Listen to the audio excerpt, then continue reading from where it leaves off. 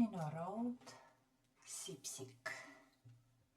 Sipsik vaatab tihaseid. Talv oli külm ja paks lumi oli maas. Anu ja Mardi tehtud lumememm seisis õuel, luud käes ja Anul oli hea meel, et see lumememm veel sugugi sulama ei hakka, vaid nii uhkesti oma luuda hoiab. Aga väikestele lindudele tõi talv kaasa palju muret. Linnud ei saanud paksu lume alt toitu kätte ja muudkui piiksusid nälja pärast ja muudkui lendasid ja keksisid igal pool ringi, et kas või mõnda pisikest ivakest leida.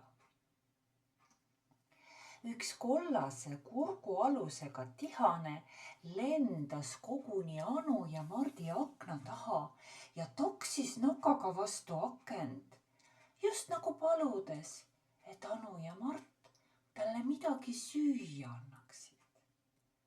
Siis Mart otsustaski, et ta teeb lindudele söögimaja. Ta võttis oma tööriistakasti välja ja saagis ja viilis ja kopsis kohe kaua aega. Lõpuks sai lindude söögimaja valmis ja isa aitas Mardil selle akna taha üles seada.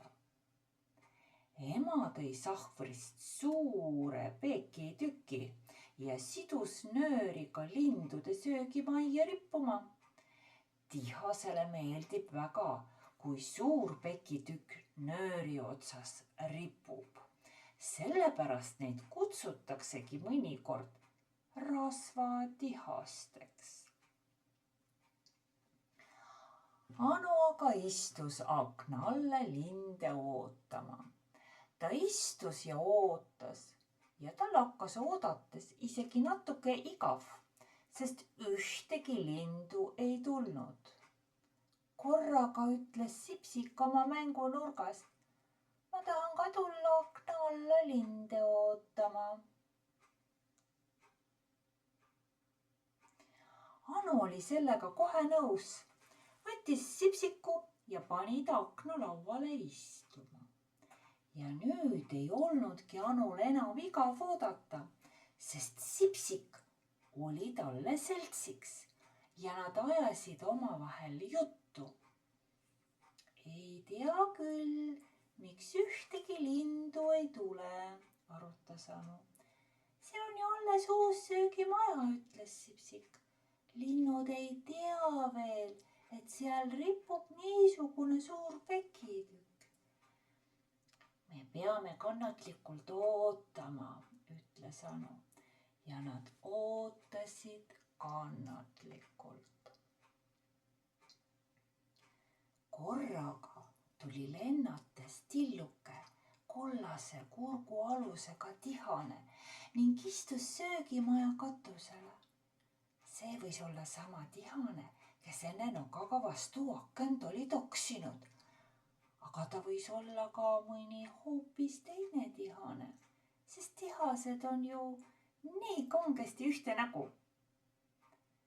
Katuselt lendas see tihane söögimajja sisse, võttis varvastega pekitükist kinni ning hakkas koos pekitükiga nööri otsas kiikuma. Anu hüppas tooli pealt püsti, plaksutas rõõmu pärast käsi ja hüüdis, näe, kuidas ta kiigub. Kuid äkki oli tihane kadunud. Ta tegi vaid siuts, lehvitas tiibadega ja oligi läinud. Ainult pekitükk nööri otsas kiikus veel edasi. Ei tea, miks ta küll minema lendas, imestas Anu. Aga Sipsik ütles, sa ehmatasid teda. Sa pead istuma niisama vaikselt kui mina. muidu ta kardab. varsti tuli tihane uuesti tagasi. nüüd istus Anu peaaegu niisama vaikselt kui Sipsik. ta ei liigutanud end üldse ja ainult sosistas tasakesi Sipsikule. vaata, kuidas ta nokib.